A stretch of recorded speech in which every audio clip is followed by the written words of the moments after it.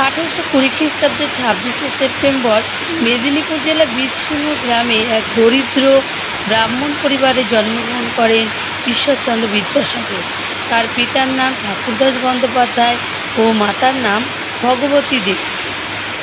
মাত্র 9 বছর বয়সে তিনি পিতার সাথে হাঁটতে হাঁটতে কলকাতায় আসেন এবং এখানেই তিনি মাইলস্টোন দেখে ইংরেজি সংখ্যা শিখেছিলেন।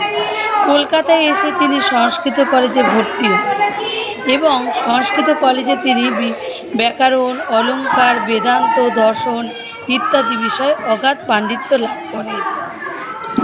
এছাড়া তিনি অনেক বই লেখেন, যেমন বর্ণপরিচয়, কথামালা, সীতার বনবাস, শকুন্তলা, ব্যাকরণ কৌমুদী, উপক্রমণিকা ইত্যাদি। তিনি বিধবা বিবাহ প্রচলন করেন। এই মহান কর্মযোগী 1891 খ্রিস্টাব্দে 29শে জুলাই পরলোক গমন